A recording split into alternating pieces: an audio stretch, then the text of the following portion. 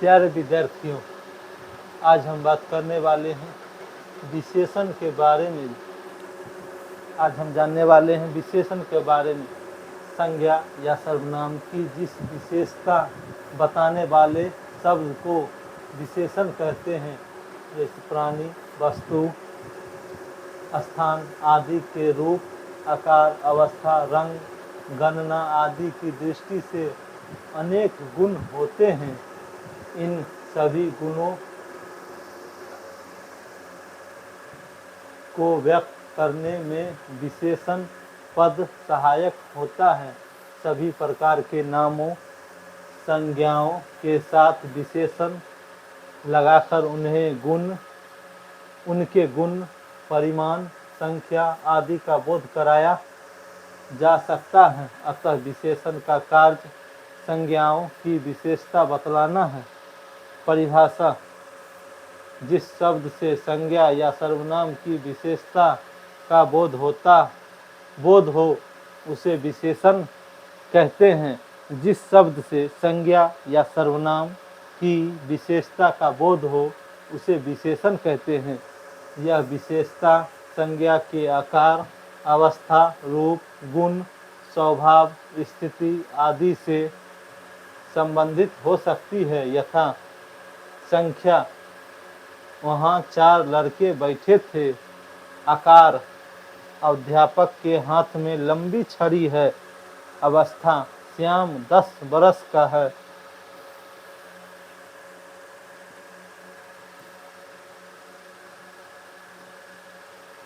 रूप, राधा सुंदर लड़की है। गुण, उसका कोट पुराना था। स्वभाव, श्याम मोहन जी मिलनसार व्यक्ति हैं। स्थिति, शीला उनकी लाडली बेटी है।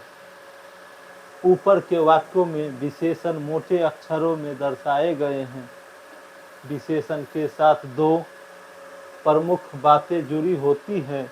विशेषण विशेष्य और प्रविशेषण। विशेषण के साथ 2 प्रमुख बातें जुड़ी होती है, विशेष्य और प्रविशेषण। विशेष्य उस शब्द को कहते हैं जिसकी विशेषता बताई जाती है, अर्थात जिसकी विशेषता विशेषण से प्रकट होती है। यथा मोहन सुंदर बालक है।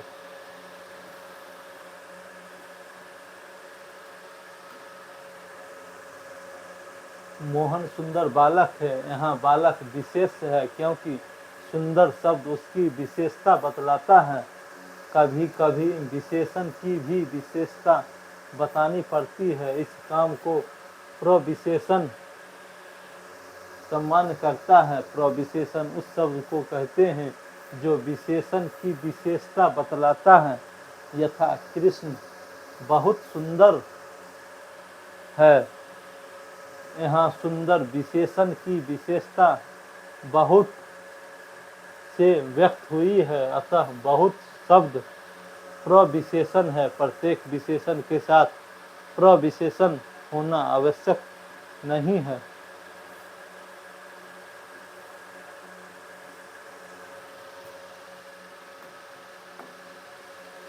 वाक्य में विशेषण का प्रयोग 2 प्रकार से होता है।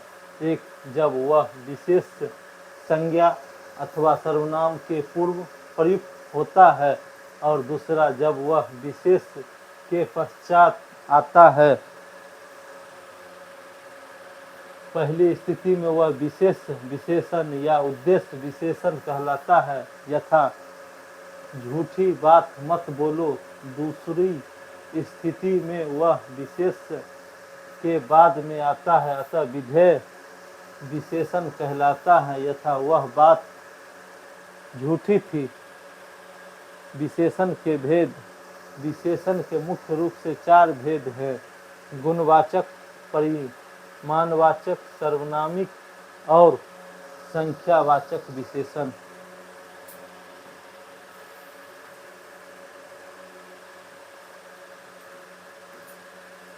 गुणवाचक विशेषण, जिस विशेषण से किसी संज्ञा या सर्वनाम का गुण, दोष, रूप, रंग, आकार, प्रकार संबंध दशा आदि का पता चले उसे गुणवाचक विशेषण कहते हैं। यथा गुण, वे विद्वान व्यक्ति हैं, वे विद्वान व्यक्ति है।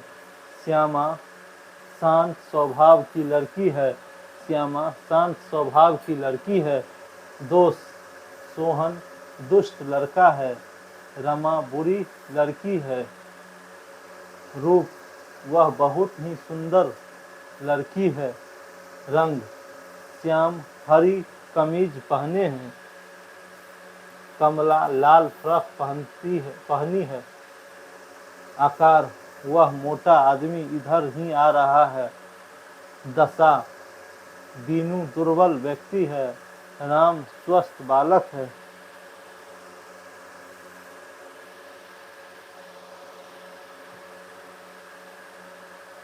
ऊपर के वाक्यों में मोटे अक्षरों में दिए गुणवाचक विशेषण संज्ञाओं और सर्वनामों के गुण, दोष, रूप, रंग, आकार, दशा आदि का बोध कराते हैं। परिणामवाचक विशेषण, जिस विशेषण से संज्ञा के परिमाण का बोध हो उसे परिमाणवाचक विशेषण कहते हैं। यथा मनोहर जीवन भर पूरा सुख भोगता रहा, मनोहर जीवन भर पूरा सुख भोगता रहा। मुझे थोड़ी चाय दो, मुझे 2 सेर चावल दो, 1 मीटर कपड़े से काम चल जाएगा। यह गाय बहुत दूध देती है। ऊपर के वाक्य में मोटे अक्षरों में दिए गए शब्द परिमाणवाचक विशेषण है। इनसे उन संज्ञाओं के माप तौल का बोध होता है जो इन वाक्यों में विशेष के रूप में प्रयुक्त हुए। माप तौल बताने वाली सभी विशेषताएं परिमाणवाचक विशेषण ही कहलाती है। परिमाणवाचक विशेषण के 2 भेद होते हैं, निश्चित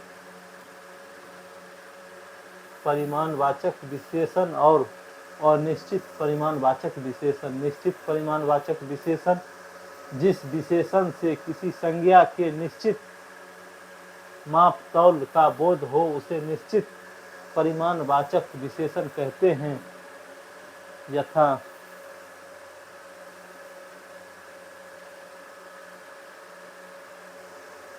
राम बाजार से 4 किलो आटा लाया, 2 मीटर कपड़े से मेरी कमीज बन जाएगी।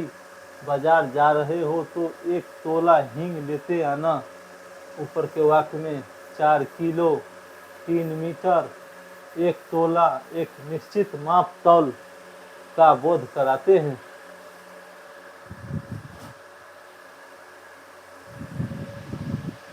और निश्चित परिमाणवाचक विशेषण, जिस विशेषण से किसी संज्ञा का कोई निश्चित परिमाण ज्ञात न हो उसे अनिश्चित परिमाणवाचक विशेषण कहते हैं। यथा सभागार में बहुत आदमी थे, मेले में अनेक पशु पक्षी थे, विश्वविद्यालय के कुछ छात्र हड़ताल पर हैं। ऊपर के वाक्यों में बहुत, अनेक, कुछ एक और निश्चित परिमाण का बोध कराते हैं।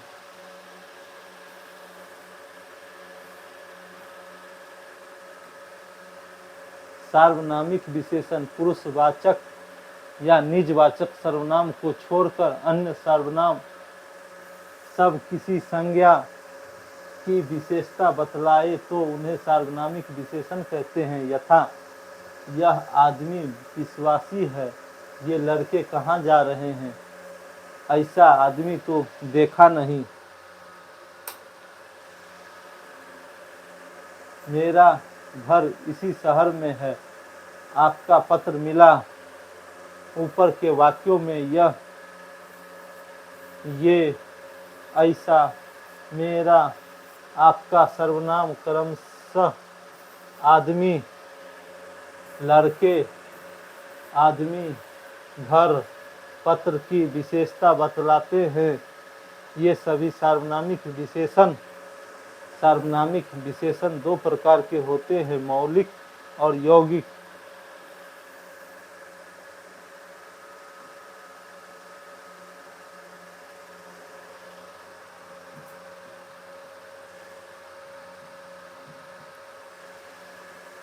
मौलिक जो सर्वनाम अपने मूल रूप में किसी संज्ञा की विशेषता बतलाते हैं उन्हें मौलिक सार्वनामिक विशेषण कहते हैं। यह आदमी चोर है, ये लोग भले हैं, कोई व्यक्ति आया था।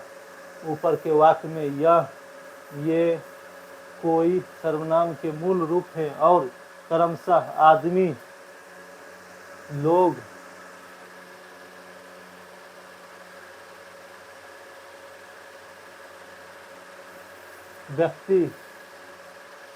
व्यक्ति की विशेषताओं को व्यक्त करते हैं। यौगिक जो सर्वनाम किसी प्रत्यय के योग से बनकर किसी संज्ञा की विशेषता बतलाते हैं उन्हें यौगिक सर्वनामिक विशेषण कहते हैं। यथा ऐसा लड़का मिलना कठिन है।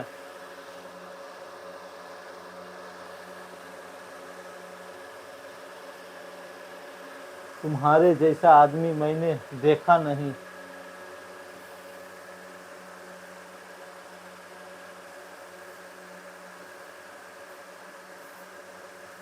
ऊपर के वाक्य में ऐसा, कैसा, जैसा यौगिक सर्वनाम क्रमशः लड़का, सामान्य आदमी की विशेषता बतलाते हैं। अतः ये सभी यौगिक सार्वनामिक विशेषण हैं। इनके अतिरिक्त मेरा, तुम्हारा, आपका, कितना, इतना, उतना, अपना आदि भी यौगिक सर्वनाम है। संख्यावाचक विशेषण जिस विशेषण से संज्ञा की संख्या का बोध हो उसे संख्यावाचक विशेषण कहते हैं। यथा यहाँ 3 बालक और 4 बालिकाएं मौजूद हैं। तीसरा आदमी कहाँ गया? वे दोनों स्कूल गए। यहाँ हर एक आदमी ईमानदार है। यहाँ हर एक आदमी ईमानदार है। ऊपर के वाक्यों में 3, 4, तीसरा, दोनों, हर एक शब्द संख्यावाची है और सभी संज्ञाओं की विशेषता बतलाते हैं। संख्यावाचक विशेषण के 5 भेद हैं। संख्यावाचक विशेषण के 5 भेद हैं। गणनावाचक, क्रमवाचक, आवृत्तिवाचक, समुदायवाचक और प्रत्येक बोधक। गणनावाचक जो संख्यावाचक विशेषण पूर्णांक बोध और अपूर्णांक बोधक के रूप में गिनने योग्य हो उन्हें गणनावाचक कहते हैं। यथा पूर्णांक बोधक 2 आदमी जा रहे हैं। अपूर्णांक बोधक आधा किलो दाल मिली है। ऊपर के वाक्य में 2 संख्या पूर्णांक बोधक रूप में आदमी संज्ञा की विशेषता व्यक्त करती है। आधा अपूर्णांक बोधक संख्या है। ये दोनों संख्यावाचक विशेषण हैं।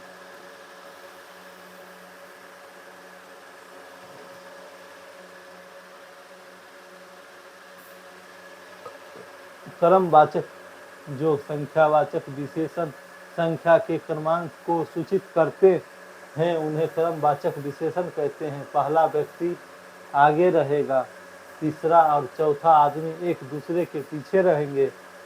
आवृत्तिवाचक जो संख्यावाचक विशेषण किसी संख्या की आवृत्ति को सूचित करता है उसे आवृत्तिवाचक कहते हैं। यथा दूना, तिगुना, 4 गुना, 2 बारा, 3 आदि। समुदायवाचक जो संख्यावाचक विशेषण समूह या समुदाय का बोध कराए उसे समुदायवाचक कहते हैं। यथा दोनों, तीनों, चारों आदि। प्रत्येक बोधक जो संख्या 1 का बोध कराए उन्हें प्रत्येक बोधक संख्या कहते हैं। यथा हर एक, प्रत्येक, एक, एक।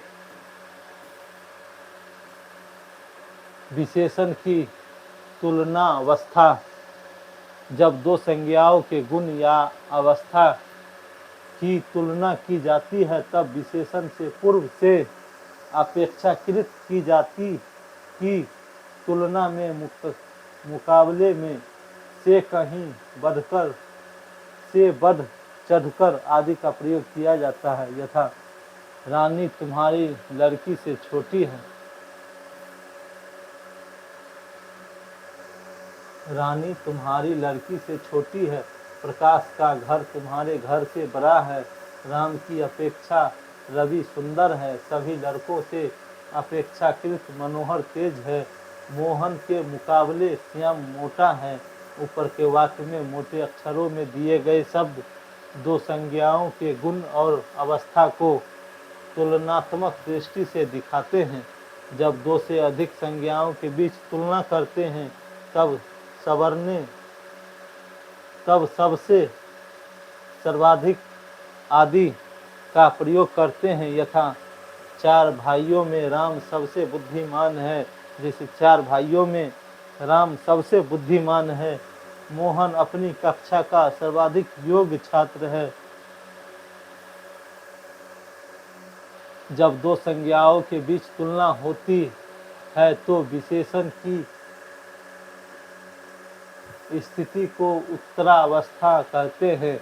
दो से अधिक की स्थिति को उत्तमावस्था कहते हैं। पर जब कहीं कोई तुलना न की गई हो, अर्थात एक संज्ञा पद हो और उसके किसी गुण की चर्चा हो, तब विशेषण की स्थिति में मूलावस्था कहते हैं।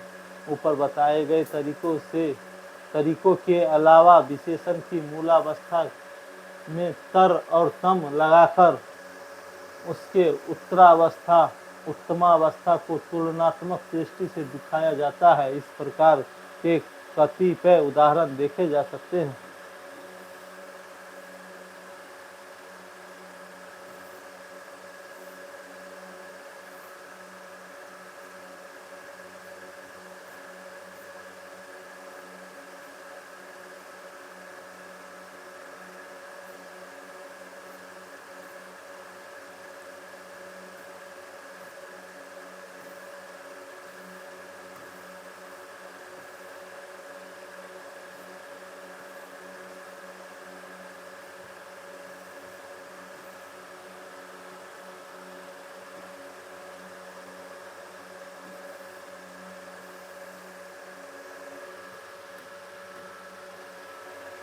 मूलावस्था, उत्तरावस्था, उत्तमावस्था। अधिक मूलावस्था, अधिकतर उत्तरावस्था, अधिकतम उत्तमावस्था। उच्च, उच्चतर, उच्चतम। कोमल, कोमलतर, कोमलतम। गुरु, गुरुतर, गुरुतम। सुंदर, सुंदरतर, सुंदरतम। निम्न, निम्नतर, निम्नतम। हिंदी में विशेषणों की तुलना के लिए तर या तम प्रत्ययों का प्रयोग स्वाभाविक रूप से नहीं होता है। यहाँ उच्चतर के स्थान पर ऊंचा, उच्चतम के स्थान पर सबसे ऊंचा का प्रयोग अधिक होता है। यह हिंदी की प्रकृति के अनुकूल भी है। संस्कृत की तुलना के लिए तर और तम प्रत्ययों के अलावा ईयस तथा इष्ट प्रत्ययों का भी प्रयोग होता है, पर ऐसे शब्द कम ही हैं जिनमें ईयस तथा इष्ट का प्रयोग हुआ हो और वे हिंदी में प्रचलित हों। इनमें भी हिंदी में मुख्यतः इनके उत्तमावस्था वाले रूप ही अधिक प्रयोग में आते हैं, यथा ज्येष्ठ, कनिष्ठ, वरिष्ठ और श्रेष्ठ। समस्या यह है कि हिंदी में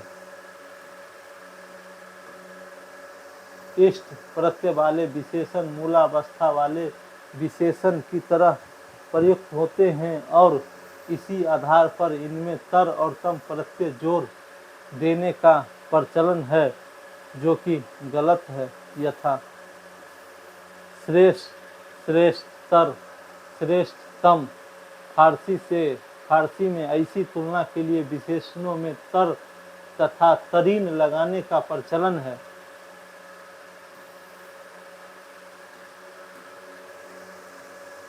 जिसे हिंदी में नहीं अपनाया है। फिर भी कुछ प्रयोग यथा ज़्यादातर, बदतर, बेहतर, बेहतरीन है जो हिंदी में खूब चलते हैं। विशेषण की रचना और उनके प्रयोग आकारांत विशेषण पुल्लिंग में प्रायः आकारांत ही रहते हैं, किंतु स्त्रीलिंग में इकारांत हो जाते हैं, यथा पुल्लिंग एवं स्त्रीलिंग। अच्छा लड़के, अच्छी लड़की, अच्छा आदमी, बड़ी स्त्री, बड़ा आदमी, बड़ी स्त्री, छोटा लड़का, छोटी लड़की। संस्कृत में विशेषण का रूपांतर विशेष के लिंग वचन से निर्धारित होता है, पर हिंदी में केवल आकारांत विशेषण में ऐसा रूपांतर होता है, यथा संस्कृत एवं हिंदी। दुष्ट व्यक्ति, दुष्ट व्यक्ति, दुष्टा स्त्री, दुष्ट स्त्री। संस्कृत में सुंदर का स्त्रीलिंग रूप सुंदरी, सुशीला का सुशीला, सुशील का सुशीला होता है, परंतु हिंदी में यह रूप परिवर्तन नहीं होता है, यथा सुंदर पुरुष, सुंदर स्त्री। पुल्लिंग में विभक्ति या परसर्ग लगाने पर उनमें परिवर्तन आ जाता है, यथा एक वचन, बहुवचन। अच्छा गोरा, अच्छे घोड़े, एक वचन। अच्छा, अच्छे घोड़े को, अच्छे घोड़े को। अच्छा लड़का, अच्छे लड़के, अच्छे लड़के को, अच्छे लड़के को।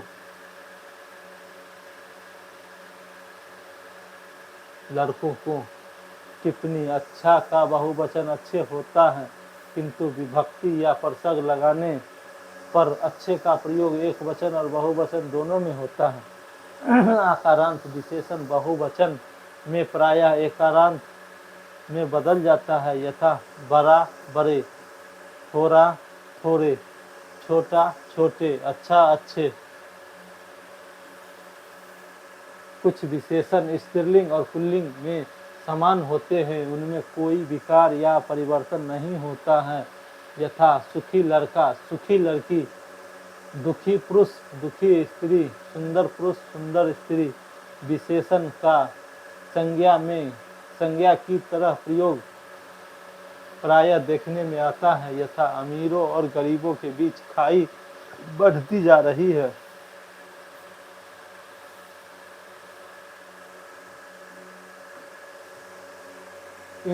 जब इन विशेषणों का संज्ञा की तरह प्रयोग होता है, तब इनके रूप संज्ञा के समान चलते हैं, न कि विशेषण के समान।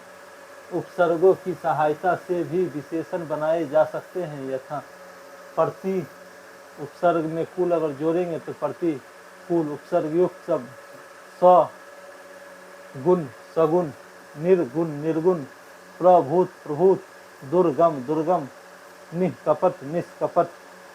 संज्ञा पदों में प्रत्यय लगाकर विशेषण बनाया जाता है, यथा संज्ञा प्रत्यय गुलाब, ई गुलाबी, राष्ट्र प्लस ई राष्ट्रीय, इतिहास प्लस एक ऐतिहासिक, प्यास प्लस आ प्यासा, श्रीमान यमत श्रीमान। स्वतंत्र रूप में विशेषण की संख्या कम है, आवश्यकता अनुसार संज्ञा से ही विशेषणों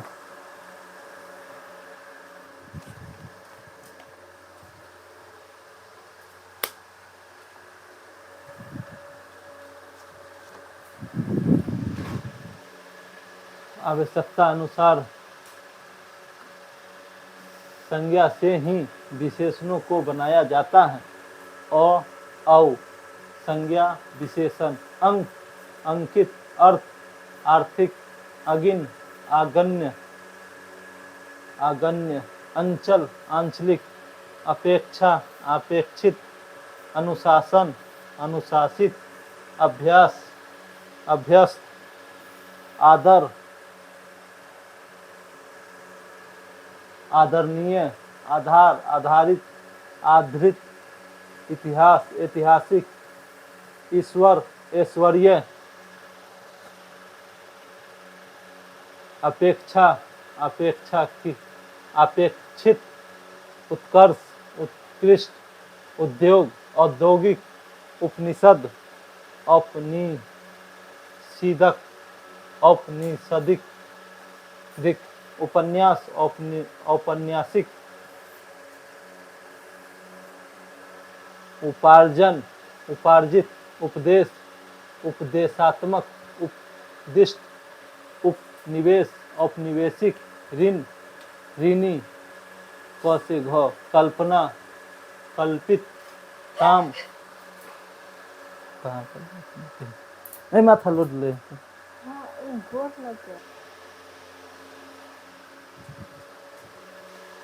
ऋण, ऋणी, कल्पना, कल्पित, काम, काम्य, केंद्र, केंद्रीय, गंगा, गंगे, घर, घरेलू, घृणा, घृणित, चर्चा, चर्चित, चरित्र, चारित्रिक, चक्षु, चाक्षुष,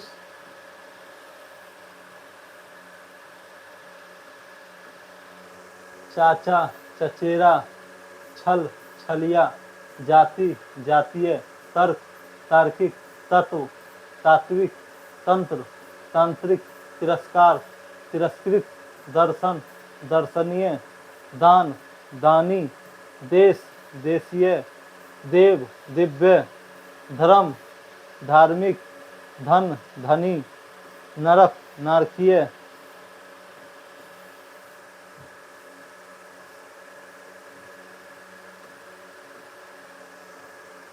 नगर, नागरिक, निशा, नैशा, निषेध, निषिद्ध, पशु, पाश्विक, परीक्षा, परीक्षित, प्रमाण, प्रमाणिक, पाप, पापी, पिता, पैतृक, परिचय, परिचित,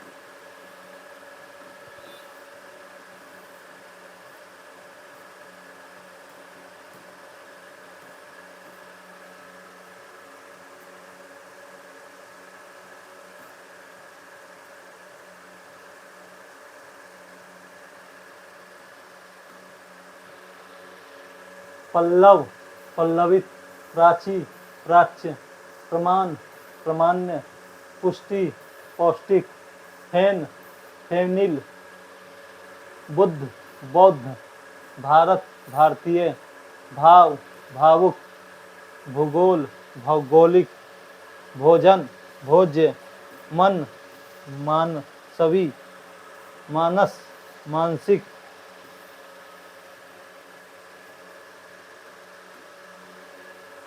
माता, मातृक, मंगल, मांगलिक, मामा, ममेरा, मेघा, मेधावी, मर्म, मर्म, मार्मिक, यश, यशस्वी, योग, यौगिक, राज, राजकीय, रंग, रंगीन, राष्ट्र, राष्ट्रीय, रस, रस, रसीला या रसिक, रोम, रोमिल, लक्षण, लाक्षणिक,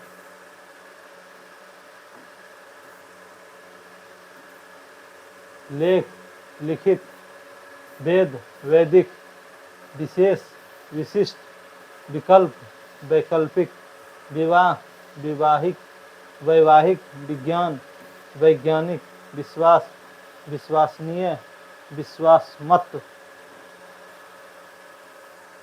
व्यक्ति,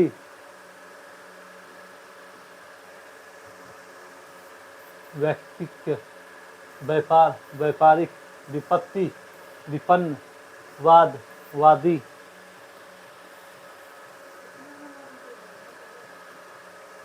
समय, सामायिक, साहित्य, साहित्यिक, स्तुति, स्तुत्य, समुदाय, सामुदायिक, सिद्धांत, सैद्धांतिक, स्त्री, स्त्रीण, सुख, सुखी, शक्ति, शक्ति,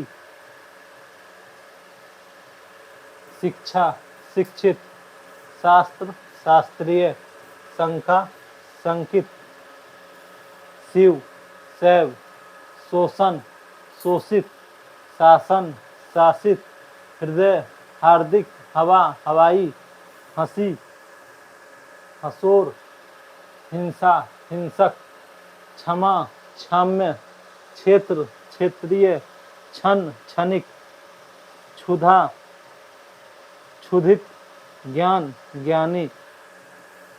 इस प्रकार आज का टॉपिक यहीं समाप्त होता है। कल फिर मिलते हैं नेक्स्ट वीडियो में। धन्यवाद।